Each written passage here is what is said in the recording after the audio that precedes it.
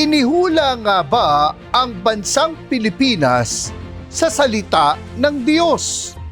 May mga nagtuturo kasi na may mga binanggit daw sa Biblia na patungkol sa ating bansa. Ikinakabit nila ito sa kanilang katuruan na ang kanilang grupo lamang ang tunay na relihiyon. Talaga nga ba na may mga Bible prophecies na natupad sa Pilipinas? Dagdag pa dito, may mga nagtuturo pa na ang mga ginto ni Haring Solomon ay nanggaling sa Pilipinas. Ang ating bansa daw ang tinutukoy na Ophir sa Biblia. Ano nga ba ang sinasabi ng Biblia tungkol sa Ophir? Yan ang ating tatalakayin dito sa Expositors Edition, where we preach the Word in all its simplicity, in all its practicality, in all its authority. Ako po si Pastor Eric Cortez.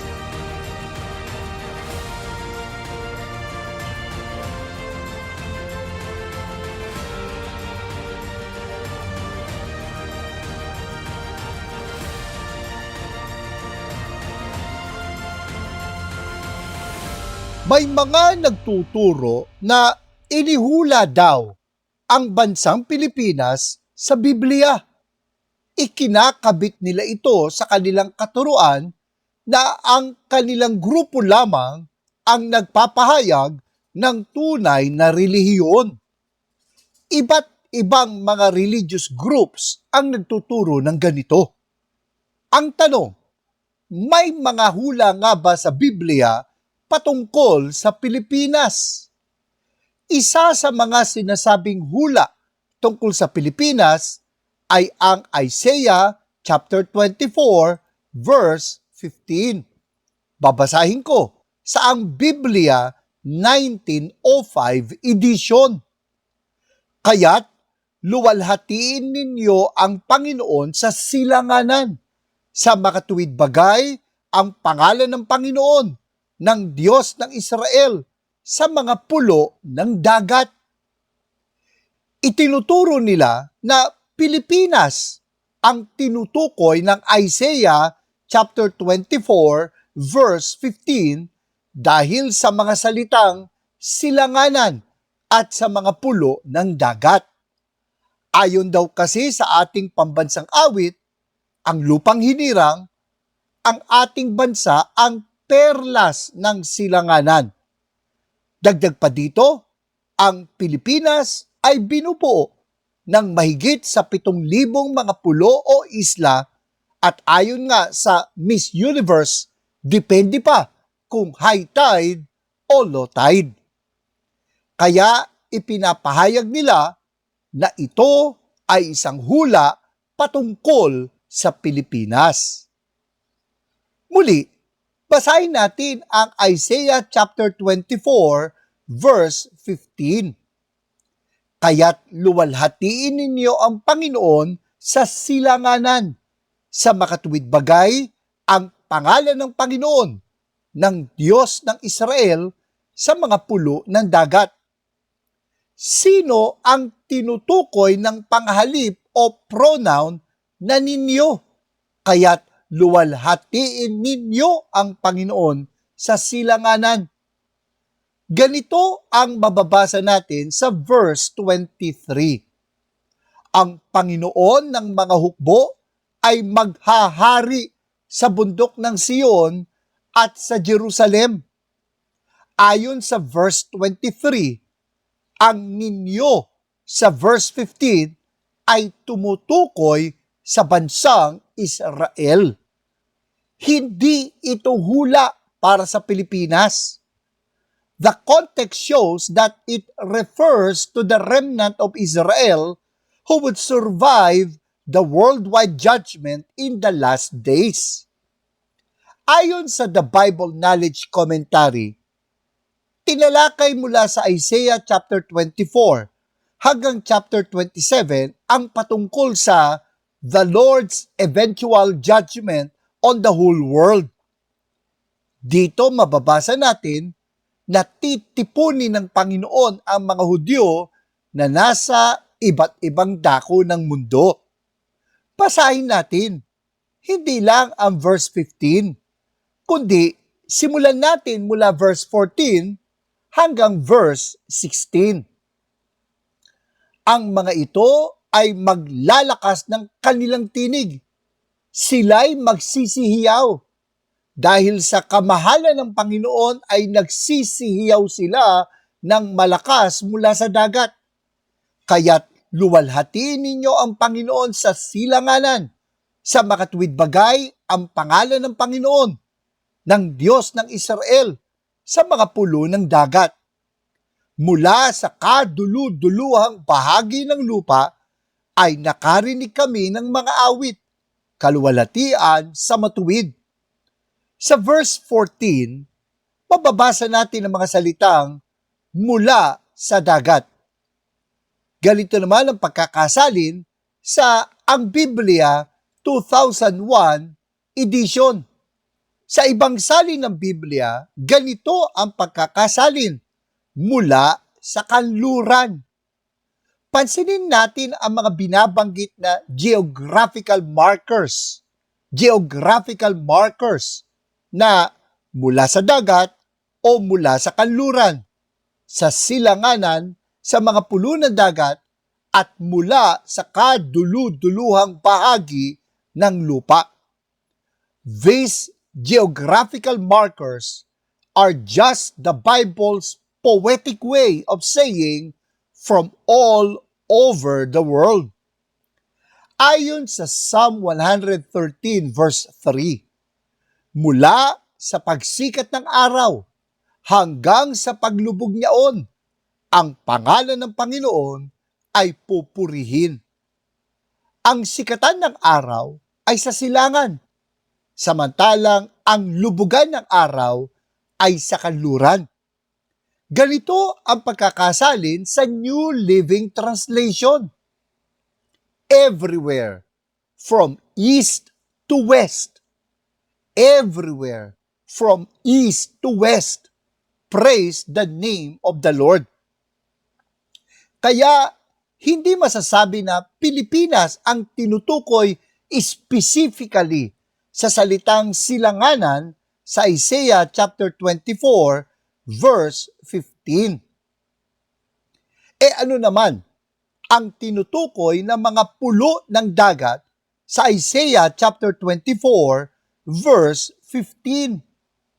Pilipinas nga ba ang tinutukoy dito? Hindi po.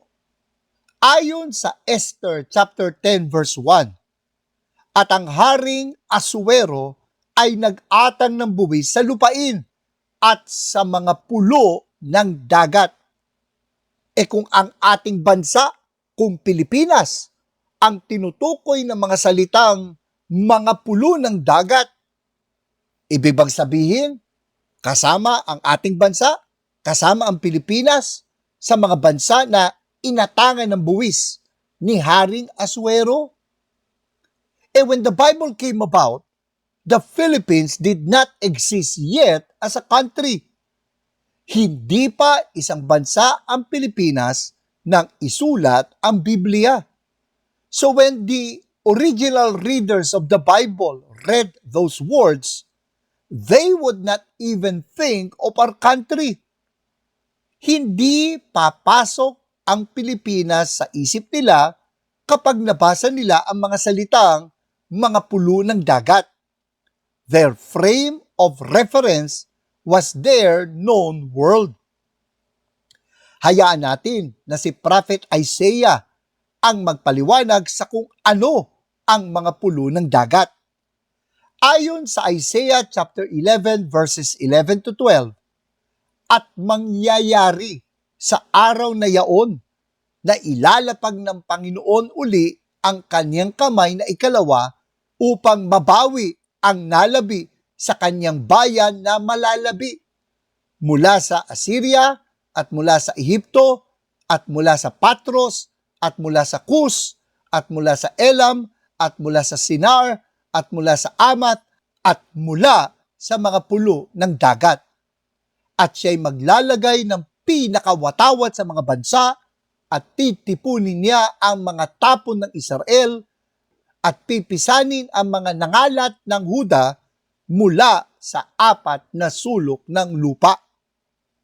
Malinaw dito na ito ay tumutukoy sa mga lugar kung saan nagkalat o na-exile ang mga taga-Israel.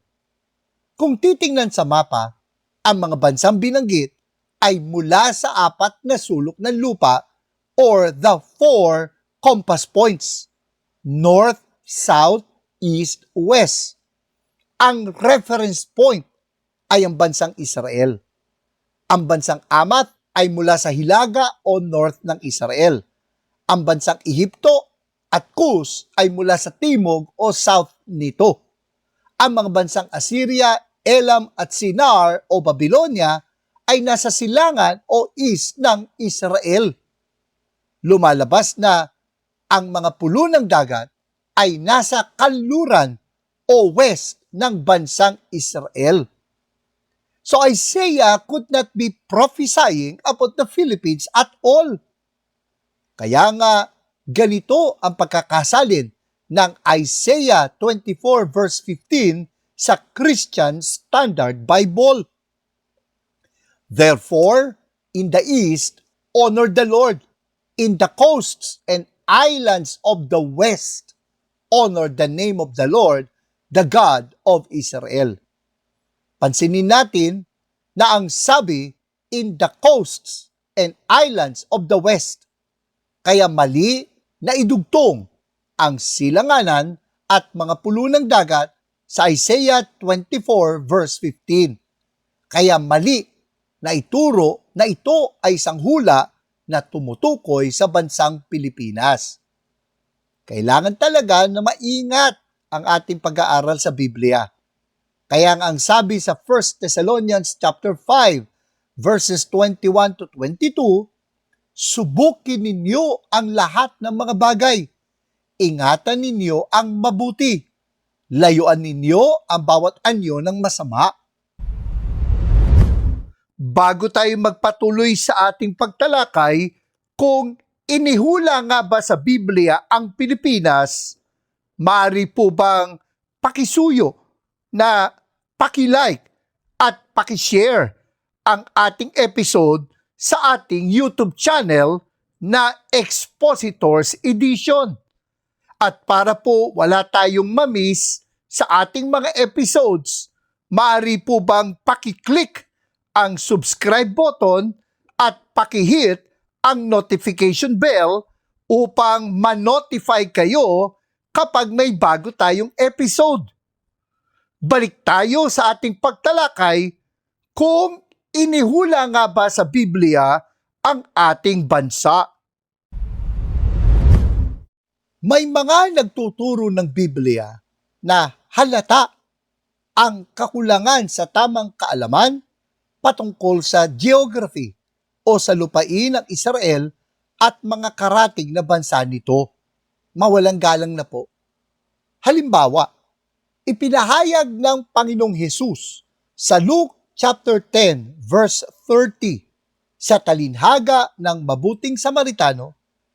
Papasahin ko sa ang Biblia 2001 edition, may isang taong bumaba mula sa Jerusalem patungo sa Jericho at siya'y nahulog sa kamay ng mga tulisan. Hinubaran siya ng mga ito at binugbog. Pagkatapos ay umalis sila at iniwan siyang halos patay. Dahil ang Jerusalem ang lungsod ng Diyos at dahil sinabi na ang taong ito ay bumaba mula sa Jerusalem, may mga nagtuturo na siya raw ay isang backslider o isang taong tumalikod sa Panginoon. Subalit ang Jerusalem ay talagang nasa mataas na lugar. Ito ay nasa 2,575 feet o 785 meters above sea level. Kaya nga kung papunta ka ng Jerusalem, ay paakyat ka sa lungsod. At kung palabas ka ng Jerusalem, ay pababa ka mula sa lungsod. Talagang ganon ang kinalalagyan ng Jerusalem. Wala itong kinalaman sa backsliding. Ganon din, kaya may mga nagkakamali ng akala na may mga hula sa Biblia patungkol sa bansang Pilipinas ay dahil sa kakulangan ng tamang kaalaman sa geography.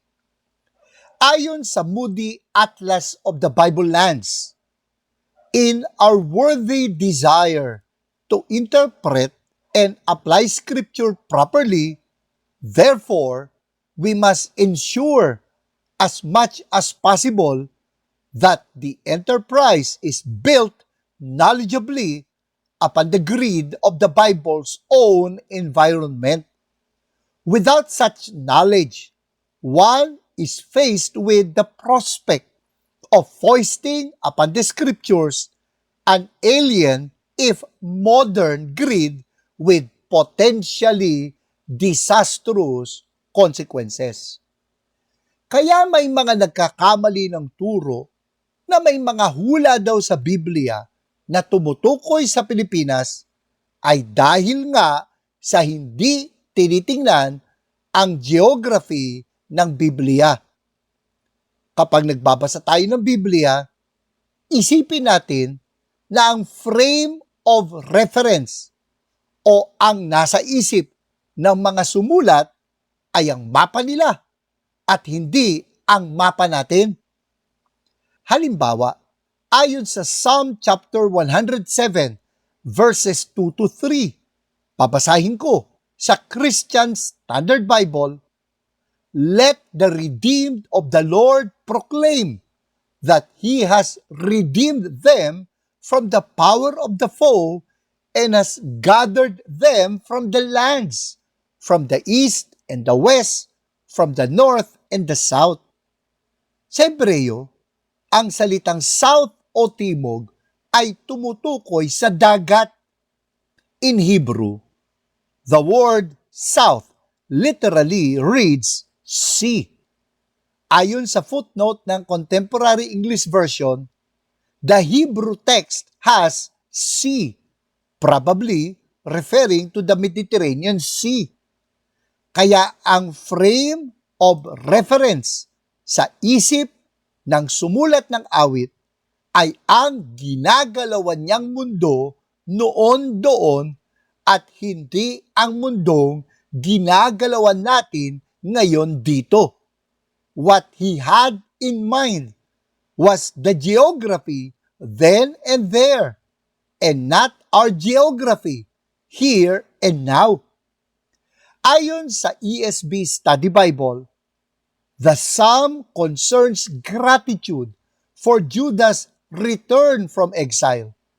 The mention of the 4 points of the compass, east, west, north, south, suggests the ways in which the people had been scattered. Kaya hindi dahil nabasa natin sa Bible ang silangan o east, hindi ito nangangahulugan na tumutukoy ito sa ating bansang Pilipinas. Kahit na mabasa pa natin sa Biblia ang mga salitang far east o malayong silangan, hindi ito patungkol sa ating bansa. Kung gayon ang ating gagawin, ilalabas ng mga Filipino ang mga pantas na lalaki o magi, wise men, na dumalaw sa Panginoong Hesus. Kaya nga siguro may dalang pasalubong. Seriously, ayon sa Matthew chapter 2 verses 1 to 2, nang ipanganak si Jesus sa Bethlehem ng Judea sa kapanahunan ng Haring si Herodes, may mga pantas na lalaki mula sa silangan na dumating sa Jerusalem na nagtatanong, nasaan ang ipinanganak na hari ng mga Hudyo, sapagkat nakita namin ang kanyang bituin sa silangan, at naparito kami upang siya'y sambahin. Pansinin natin na nanggaling mula sa silangan ang mga wise men. Ayon sa The Bible Knowledge Commentary, more likely, there were Gentiles of high position from a country, perhaps Parthia, northeast of Babylon, who were given a special revelation by God of the birth of the King of the Jews. Ang Babylon ay nasa silangan ng Jerusalem. Ang Pilipinas naman ay northwest o hilagang kanluran ng Jerusalem. Kaya hindi tama na kapag nabasa natin ang direksyong silangan sa Biblia, ang isipin natin agad, tumutukoy ito sa Pilipinas. Ito po ay maling pagpapakahulugan sa Biblia. Kung ganon ang ating magiging pagkakaintindi, mas dapat na isipin ng mga Japanese na sila ang tinutukoy ng Biblia sapagkat ang Japan ay tinatawag na land of the rising sun. At saan pa sumisikat ang araw? Hindi ba mula sa silangan? Makakatulong ang pagiging pamilyar sa Bible geography sa ating pag-iinterpret sa salita ng Diyos. Ayon sa Moody Atlas of Bible Lands, included among the difficulties that vex a 20th century student of the scriptures are those of time and space. Modern students of the Bible live in a different millennium and most live on a different continent. The proclamations of Scripture, on the other hand, were occasioned and penned precisely from within their own distinctive settings in time and space. Kaya kasama ang geography sa titingnan natin sa ating pag-aaral ng salita ng Diyos. Hindi makakabuti na bigyang kahulugan natin ang Biblia ayon sa ating pananaw ngayon dito o here and now. Kailangan interpret natin ang Biblia ayon sa pananaw ng mga sumulat at ng mga unang nakabasa ng Biblia noon, doon, o then and there. Ito ay upang hindi tayo magkamali ng akala. Kaya nga, inutusan tayo sa 2 Timothy chapter 2, verse 15, pagsikapan mong humarap na subok sa Diyos, manggagawang walang anumang dapat ikahiya, na gumagamit ng wasto sa salita ng katotohanan. Susunod nating tatalakayin kung ang Pilipinas nga ang Ophir na sinasabing pinanggalingan ng mga kayamanang ginto ni Haring Solomon sa Biblia. Subalit, bago ang ating pagtalakay, nais ko munang bigyang daan ang tanong na ipinadala sa inyong lingkod sa pamamagitan ng text message. Ito ang katanungan.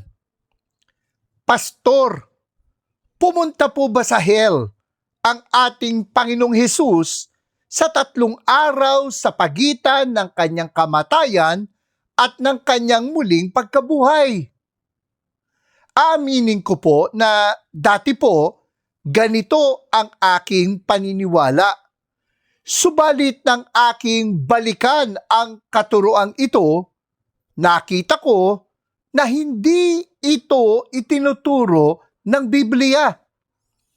Isa sa mga ginagamit na talata ng Biblia upang patunayan daw na itinuturo na nanaog sa impyerno ang ating Panginoong Hesus o pumunta siya sa daigdig ng mga patay ay ang Ephesians chapter 4 verses 8 to 10.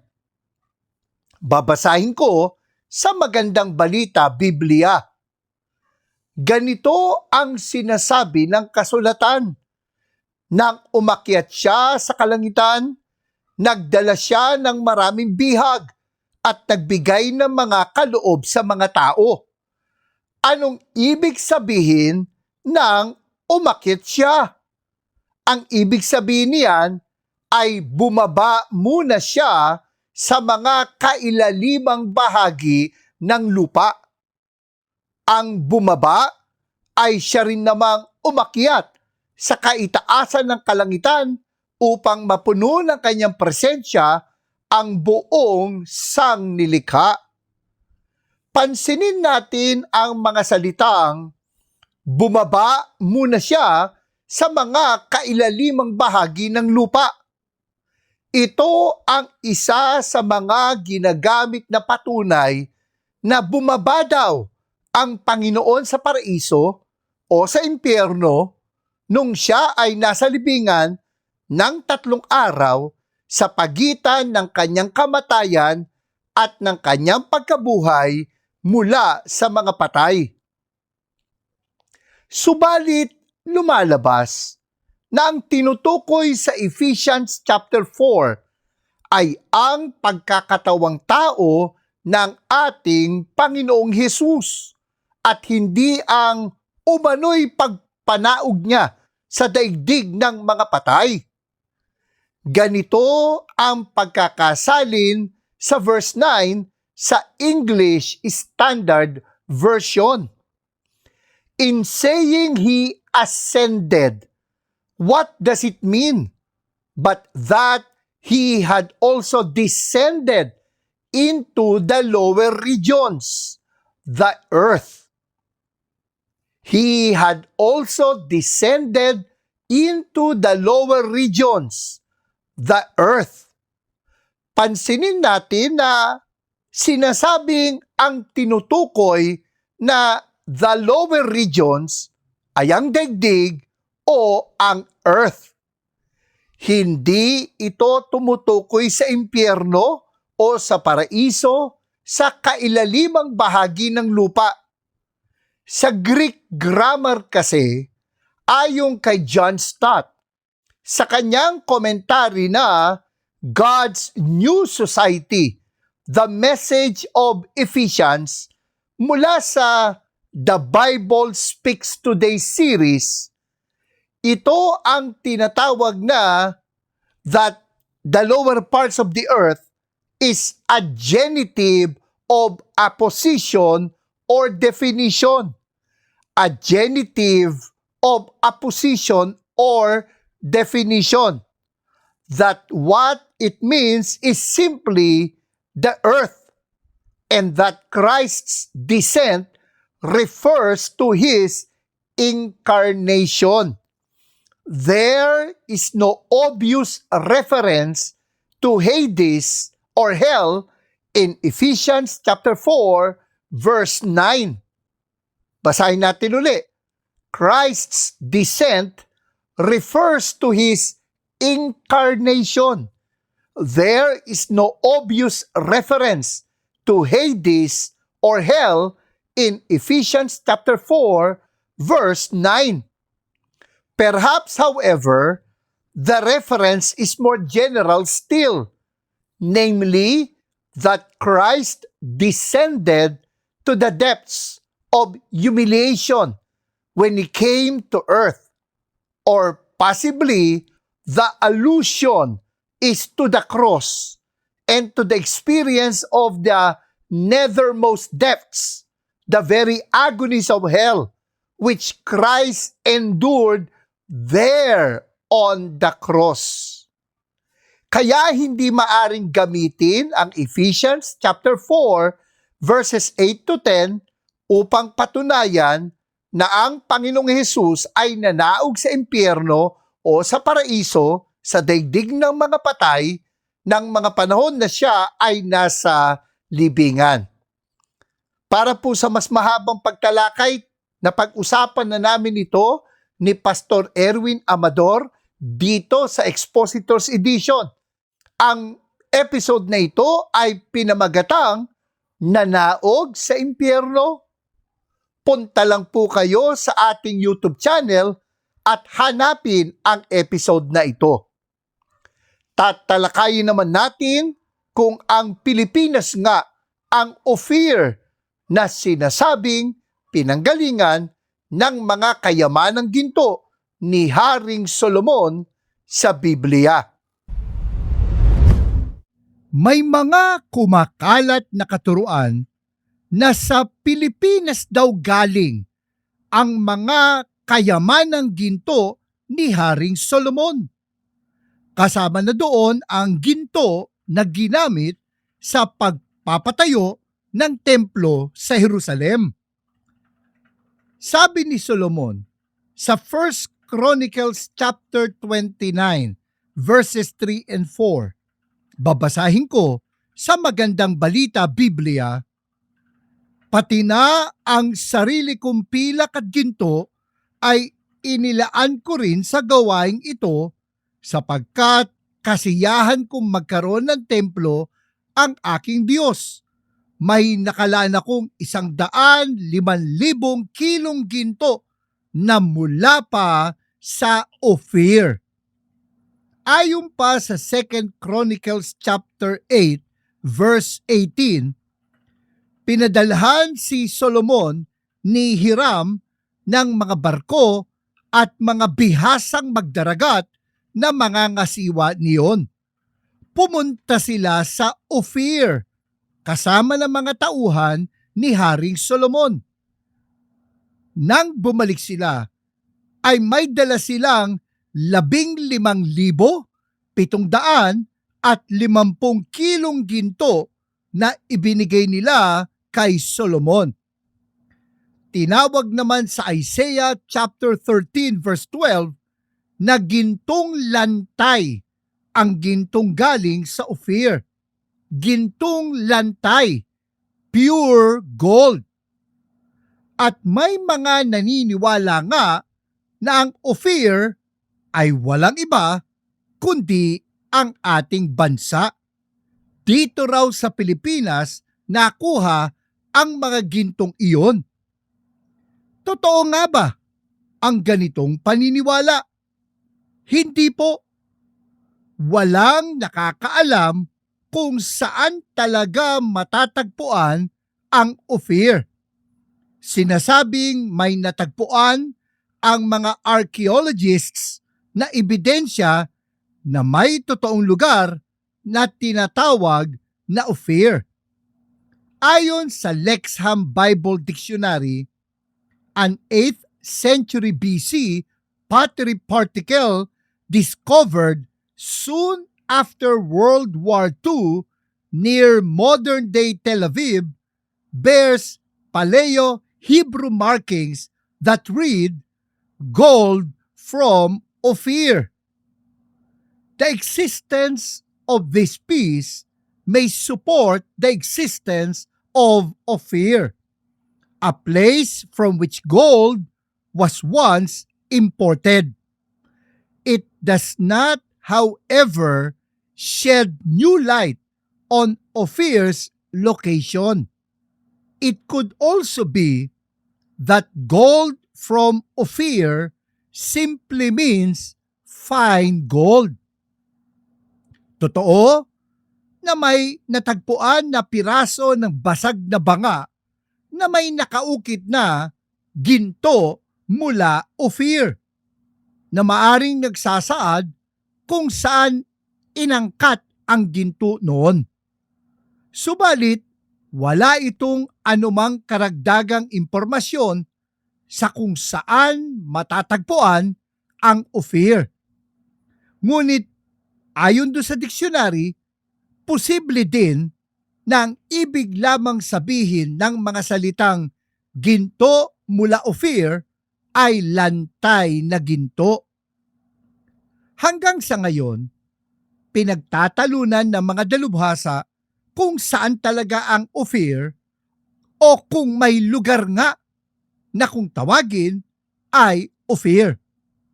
Ayon pa sa Lexham Bible Dictionary, The exact location of the land of Ophir has been much sought after. Numerous searchers for King Solomon's mines have tried to speculate where the referred to plunder might have come from. Scholars of the Bible, archaeology, and history, along with writers of fiction, have been guided in their several identifications of Ophir. There are three regions that seem most likely: Southeastern Africa, India, Pakistan, and the Far East, and the Americas. Kumbaga, Ophir has been the stuff legends are made of. Ayon sa 1 Kings chapter 10, verse 22, may mga malalaking barko si Solomon sa karagatan, kasama ng mga barko ni Hiram. At sa tuwing ikatlong taon ay dumarating ang mga barkong ito na may dalang ginto, pilak, garing, ivory, mga unggoy at pabo real o pikak. Kung may lugar nga na tinatawag na Ophir, mas malamang na sa Southeastern Africa ito matatagpuan sapagkat it is the largest gold-producing region at hanggang ngayon makakakuha pa doon ng mga ginto, pilak, garing, mga unggoy at pabo real.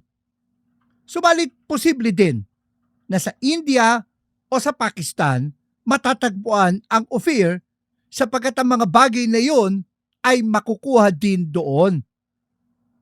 May mga nagpipilit na sa Pilipinas matatagpuan ang Ophir sapagkat tayo daw ang may second largest gold deposit in the world after Africa. Subalit, pinabulaanan ito ng ginawang fact-checking ng Rappler News. Ayon sa Rappler, data collected by the World Gold Council compiled using International Monetary Fund statistics showed that the Philippines had 157.06 metric tons of gold in the fourth quarter of 2022.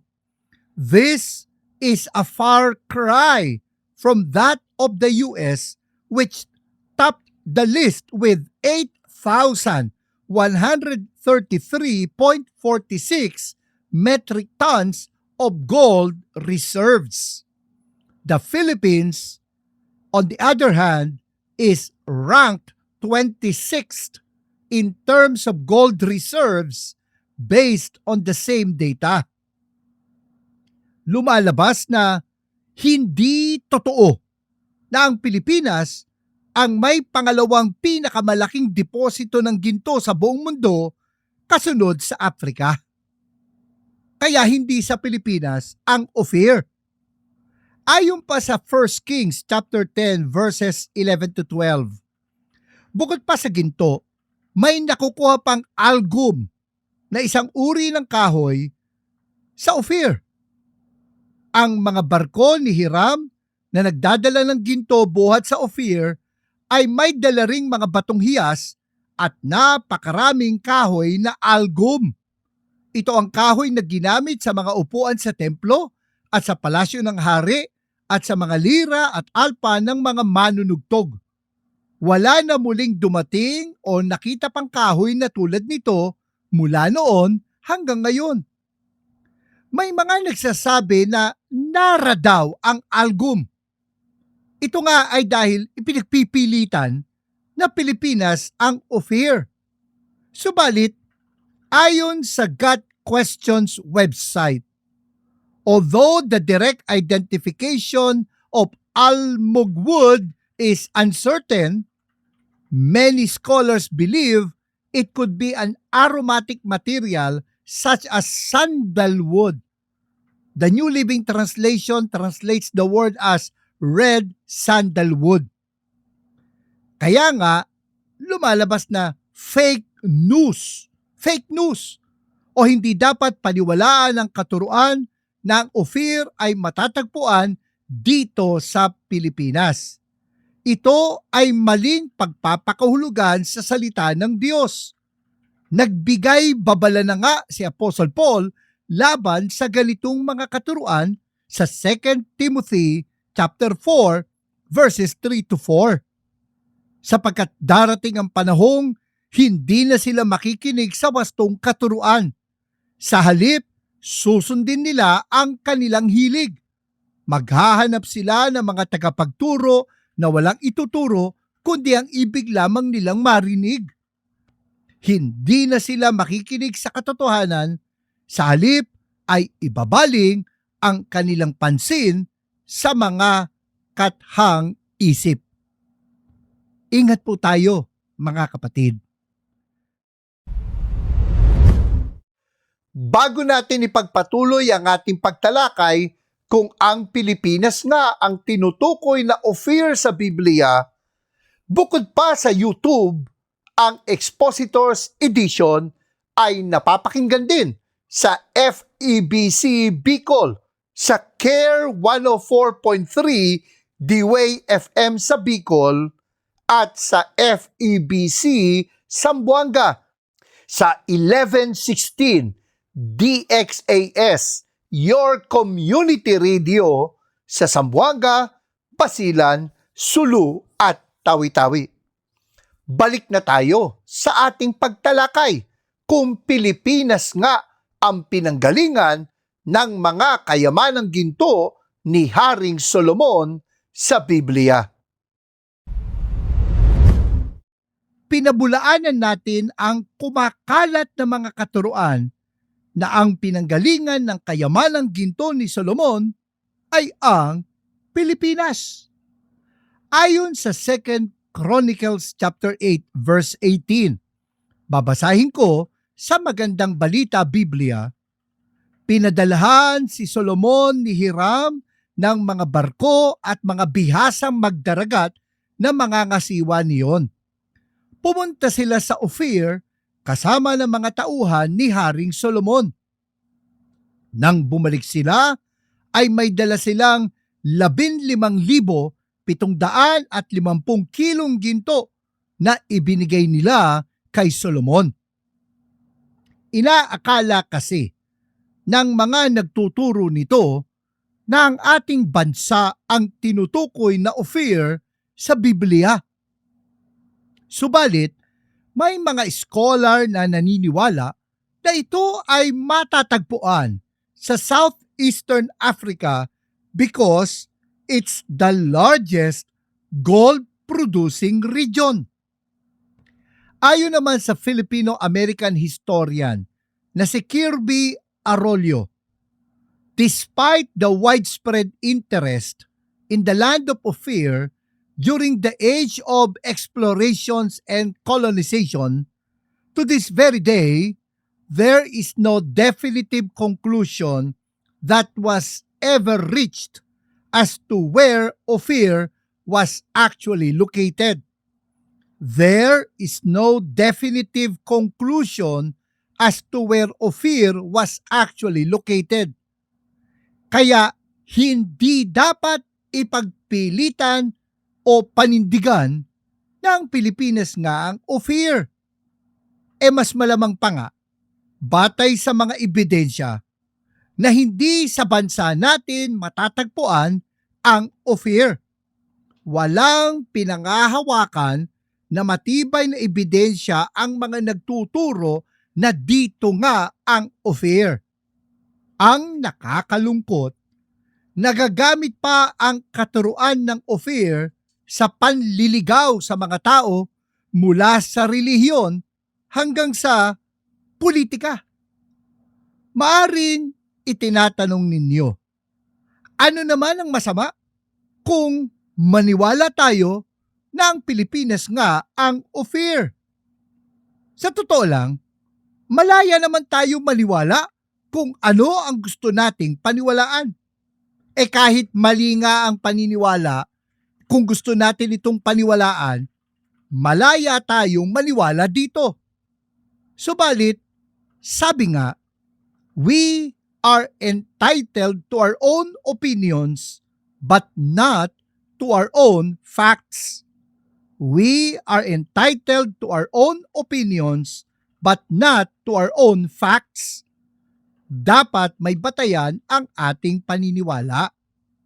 Ayon kay Arroyo, if I were to be honest, the truth remains that we simply do not yet have enough evidence to accurately pinpoint the exact location of this legendary biblical kingdom. Kaya bakit natin itataya ang ating pananampalataya sa isang katuruan na wala namang matibay na batayan? Ayon pa kay Arroyo, Ophir continues to captivate the fascination and arouse such passionate convictions. And let's be honest, somewhat blind faith of people into the modern day, well into the age of social media, when misinformation and disinformation continue to be rampant and exploited around the world. Ang biblikal na pananampalataya ay hindi bulag na pananampalataya. Blind faith is not biblical faith. If your faith is blind, it's not really faith in the biblical sense. Nang tanungin ang Panginoon kung ano ang pinakamahalagang utos, ang sagot niya sa Matthew chapter 22 verses 37 to 38, ibigin mo ang Panginoon mong Diyos ng buong puso mo, buong kaluluwa mo, at buong pag-iisip mo. At buong pag-iisip mo. Ito ang pinakamahalagang utos. Ibigin mo ang Panginoon mong Diyos ng buong pag-iisip mo. Ayon kay J.P. Moreland, sa kanyang aklat na Love Your God with All Your Mind, The Role of Reason in the Life of the Soul, God is worthy of being loved with every single facet of human personality, not simply with one or two aspects of our nature. Note carefully that Jesus included an intellectual love for God with the mind. What it means to love God intellectually is to be prepared to stand up for God's truth and honor when they are challenged, and to do so with carefully thought out answers.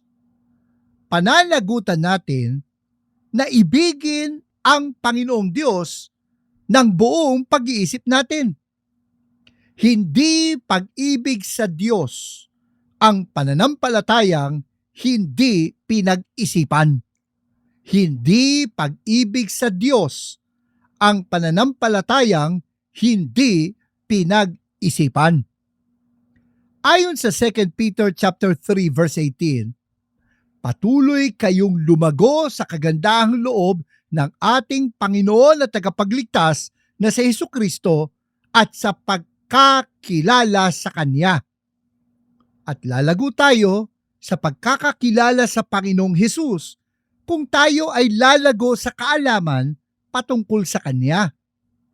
Keep in mind that ideas have consequences, and such speculations will not help us grow in the knowledge of our Lord Jesus Christ.